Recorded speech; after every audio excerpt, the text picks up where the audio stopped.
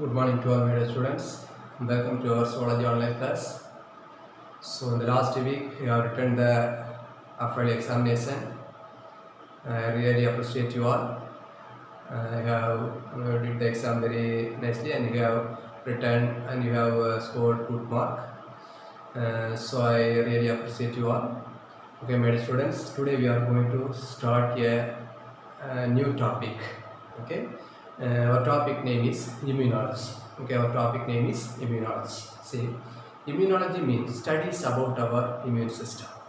You all know our body is made up of many systems: digestive system, respiratory system, nervous system, skeletal system, like that many systems. So our body is made up of different systems. So here immune system is one of the very important system, and the main function of this immune system is protecting our body from the diseases. Okay, so the main function, every system is performing some important functions in our body. Okay, like that here this immune system performing one important function. The name of the function is protection. Okay, protecting our body from the diseases. Okay, so studies about our immune system is called immunology. Understand? Then two more question: immunity. Immunity meaning the overall ability of our body to fight against the disease causing microorganism to protect our body. So the overall capacity or overall ability of the body to fight against the pathogenic microorganism is called immunity. Okay, it's called immunity. Understand? And our immune system has some different characters. Okay, some specialized character. For example, say our immune system can destroy and eliminate the foreign particles which are entered inside the body. Here these foreign particles may be microorganisms or some toxins or chemicals or any types of foreign particles. Okay, so when foreign particles, dangerous foreign particles enter inside the body, immediately our immune system only destroying that foreign particles and eliminating it from the body. So this is a special character of our immune system. Okay, then second one is self and non-self. Okay, distinguishing the self and non-self. That means our immune system can realize which molecule is self. That means which molecule is our body molecules and which molecule is the foreign molecules. Okay, so our immune system can recognize the our molecules and can recognize the foreign molecules. Okay, so this is the next specialist character of our immune system. Okay, and sometimes our immune system fail to recognize the foreign particles and self particles. Sometimes our immune system destroying our own cells, our own self cells. Finally, it leads to some diseases. These diseases are called autoimmune diseases. These diseases are called autoimmune diseases. Understand a few? Okay. Now we are going to study about two types of immunity. Okay, immunity meaning the overall ability or capacity of the body to fight against the pathogenic microorganism is called immunity. And the immunity is classified into two major categories. Okay, the first major category is innate immunity. Innate immunity, and second one is acquired immunity. So these are the two major categories of the immunity: innate immunity and acquired immunity. Here innate immunity means the natural immunity, otherwise called a non-specific immunity. Okay, so the human beings and all the every living organisms getting some immunity power or immunity right from the birth. Okay, so naturally some immune power is present in our body, so that immune power is called innate immunity. Okay, so all the organisms getting this immunity, this innate immunity right from the birth, Understand of you? Then next one is, say, this innate immunity protecting our body by using some barriers. Here barriers means that I had. So by using some barriers, this innate immunity protecting our body. Okay, so the first barrier is anatomical barrier. First barrier is anatomical.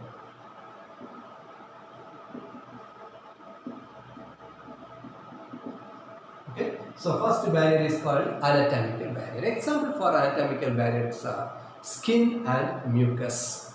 Okay, so skin and mucous membrane are the example for the anatomical barrier. Here, the pH of the skin is very low. pH of the skin is very low. So, skin prevent the entry of microorganism inside the body.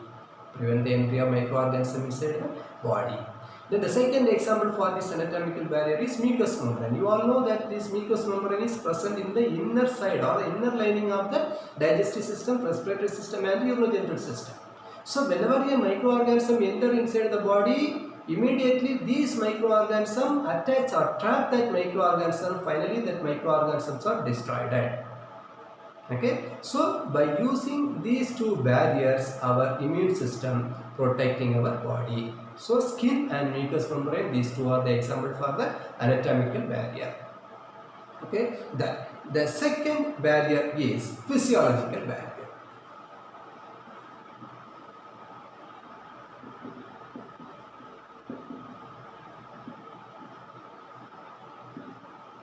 Okay, physiological barrier. Example for physiological barrier is very best example is temperature. Okay, our body temperature will not allow the normal microorganism to grow.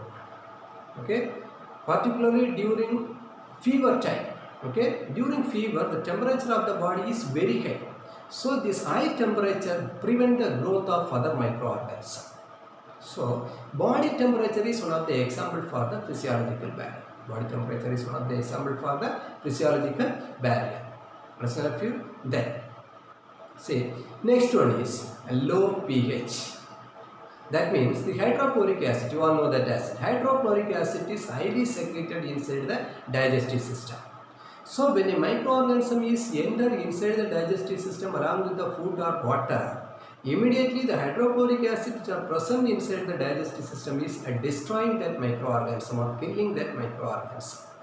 Okay, so temperature, low pH. Then the third example for this physiological barrier is some chemical mediators. Chemical mediators means lysozyme.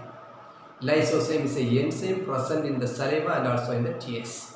So whenever a microorganism bacteria is entering inside the mouth or eyes, the lysozymes which are present in the saliva and tears destroying or break down the cell wall of the bacteria. Okay, and the second example for this chemical mediator is interferons. When our cells are infected, particularly the WBCs, okay, when our WBCs are infected with the virus, immediately they are releasing a chemical like substance which is called interferons. These interferons protecting the other cells from the viral infection. Okay, so for the chemical mediator, now I said two important examples. One is the lysosome and the second one is the interferons. Okay, so temperature, then hydrochloric acid, then chemical mediator. These three are the examples for the physiological barrier. Okay, then next one is phagocytic barrier.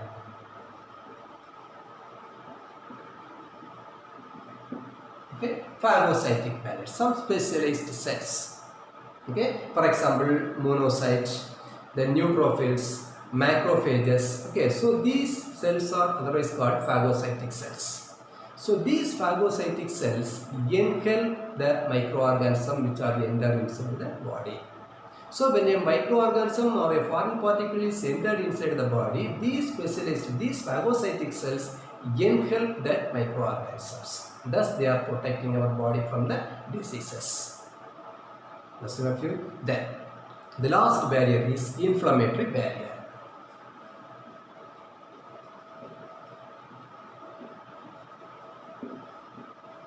Inflammatory barrier. See, inflammatory barriers means when our tissues getting damaged or if any injuries occur in our body, in that damaged area or injured area, some vascular fluids are released. Okay, so this vascular fluid consists of some chemical like substance. Okay, histamine, serotonin and prostaglandins. So these three chemical like substances are highly present in the vascular fluid which are released in the damaged areas. Okay, so these chemical like substance gather all the phagocytic cells in the affected area. Thus, it prevents the entry of microorganism in the affected area. Okay, understand you? So here inflammatory barrier meaning So when a tissue is damaged or if any injuries occur in our body, the damaged tissue releasing a vascular fluid. That vascular fluid consists of three chemical-like substances, okay, histamine, serotonin and prostaglandins. So these chemical-like substances gather all the phagocytic cells in the affected area. Thus they are protecting our body from the diseases. Okay, so this phenomenon is called diabetes. Okay, diabetes. Okay, so by using all these four barriers, our body protecting our body, our immune system protecting our body from the diseases. Understand of you? So now we have completed the innate immunity. Okay, the second one is acquired immunity. Second immunity is called acquired immunity. Acquired immunity means the immunity which is produced inside the body after birth. Okay, so after the birth, that means during our lifetime we are getting some immunity power. That immunity powers are together called acquired immunity. It is a specific type of immunity. Understand of you? Then this acquired immunity has three important characters. Okay, the first character is specificity.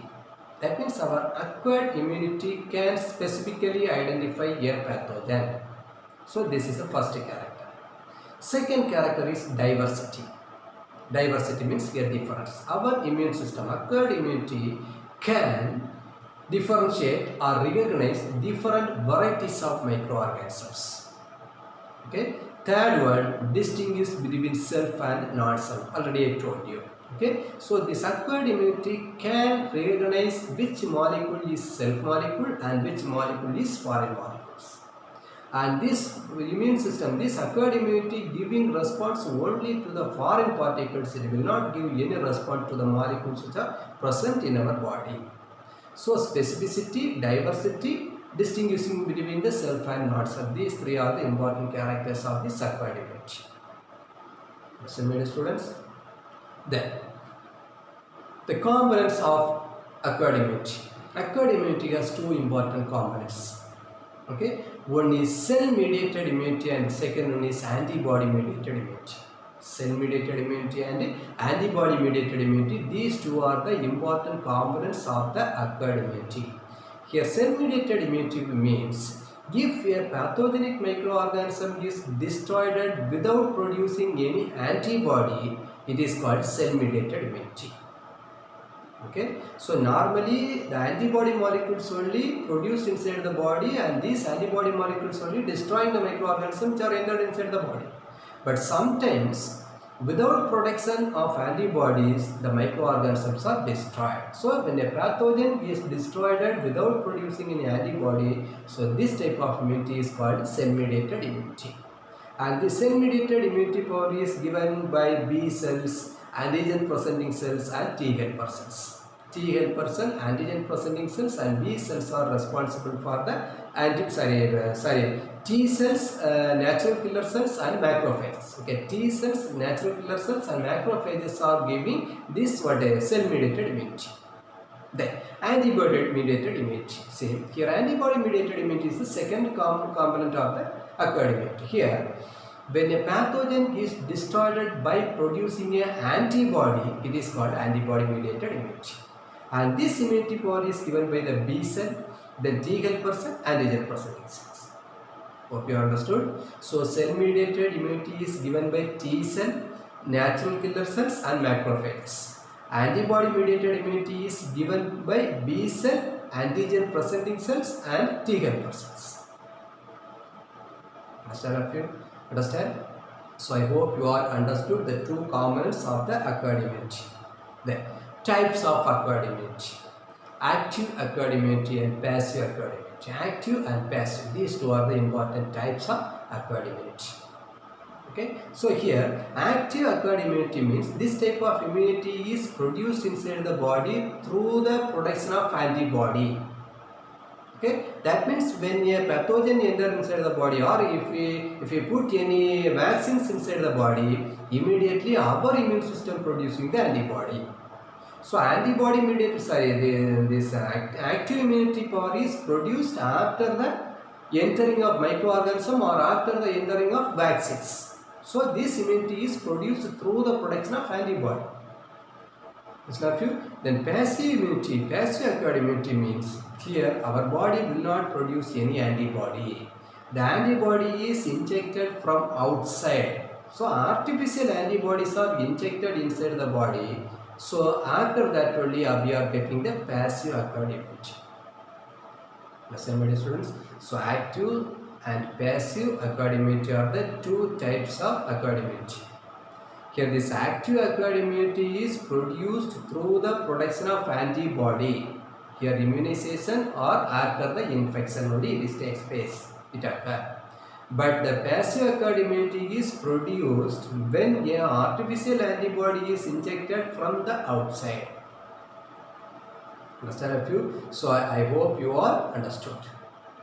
Okay. Then now we are going to study about one important 3-mark question: the difference between active and passive immunity. Difference between active and passive immunity. See, listen very carefully. The first point: this active immunity is produced actively by your host immune system. Here host means our body. Okay, our body only the host for the microorganisms. So our body playing a very important role to produce this active immunity. But the passive immunity, the host participation is not happened there, not involved there. Okay, already I told it is injected from the outside. So the first point, the active immunity is actively produced by the host immune system. Here no active participation or no active host participation in passive immunity. Then active immunity is produced due to the contact of pathogen. Already I told you, when a pathogen is entered inside, immediately active immunity is produced. But here what I said, after the injection of artificial antibody from the outside. So it's a second difference. Then the third difference between the active and passive immunity is, see, this active immunity is a durable and effective protection. That means it can give protection for more time. But the passive immunity is transient and less effective. Short period and the effect of this immunity is very less. Then the fourth difference between the active and passive immunity is same. Memory is present. When this active immunity encounter a microorganism, that instant is stored in the memory of the immune system. But here in passive immunity, no memory. Okay, no memory. That instant the encounter process is not stored in the memory. Okay, then the next one is, say, subsequent dose is very effective. Okay, once the antibody is produced, after a few days or few months or few years, we have to give the second dose also, booster dose also. So when we give the subsequent second and third dose, it is very effective. This immunity is very effective. But in passive immunity, the subsequent dose is less effective. It's not give full effect. Okay, then the last point about between this active and passive immunity is, say, produced after short period. Okay, so active acquired immunity is produced within short period. Okay, after short period, but it is this passive immunity is produced immediately. Okay, because artificially the antibody is inserted. So now we have completed one important 3-mark question: the difference between active and passive immunity. Okay, and the last question: types of immune response. The immune response are classified into two important types. Okay, immune response are classified into two important types: the primary immune responses and the secondary immune response. Okay, primary immune response are produced when a pathogenic microorganism come into contact for the first time. Okay, in the first time when microorganism is coming to contact with our immune system or with our body, immediately the primary immune response is produced. Primary immune response is produced. Okay, so during this time our immune system learn to recognize the antigen, learn to recognize the foreign particle, or learn to recognize the microorganisms. and finally antibodies are produced. Finally antibodies are produced. And the second type of immune response is secondary immune response, already told you. Here, the secondary immune response is produced when same microorganism coming to contact with the body again and again. Second time, third time, fourth time, continuously. So the subsequent time, the same pathogen is coming to contact. Here one response is produced. This is called secondary immune response. This is called secondary immune response. Okay. So during this period, see, during this secondary immune response, the antibodies are immediately produced, okay, and within 2 to 3 days the antibody concentration is sharply increased. The concentration of the antibody is increased within 2 to 3 days. Understand? So the primary immune response is produced when a microorganism is coming to contact for the first time. But here secondary immune response is produced when the same microorganism is contact in the subsequent period. Understand of you? Then. Now also we are going to study about one important 3-mark question. The difference between primary and secondary immune response. Difference between primary and secondary immune response. Listen very carefully. So the first points about this primary immune response is, see, this primary immune response, already I told you, it is produced when the microorganism contact with the first time, okay, but here subsequent contact, second, third, fourth time, when the same microorganism is contact or affect, immediately the secondary immune response is produced, the first one.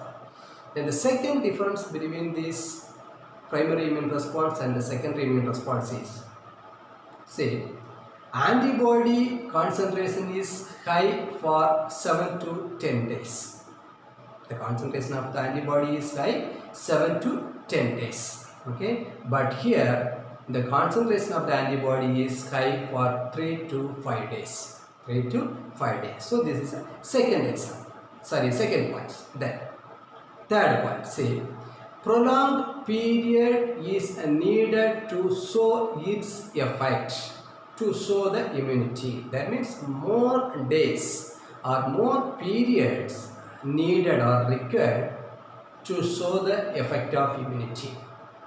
But in secondary immune response, very short period is enough. Within short period, this secondary immune response is produced. Okay. Then the next point. Here, antibody level is slowly declining. After producing this primary immune response, the antibody level is slowly decreased or declined. But in secondary immune response, the antibody level is high for longer period.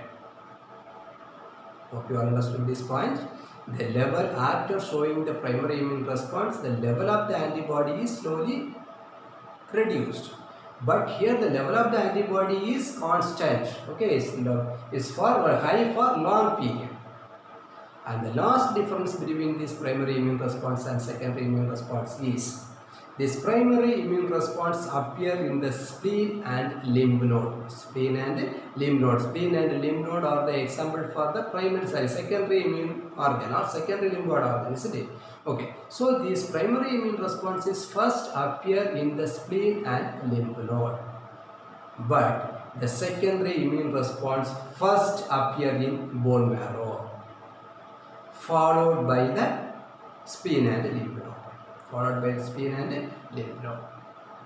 Understand, my dear students? So now we have completed two important 3-mark questions: the difference between active and passive immunity and the difference between primary and secondary immune response.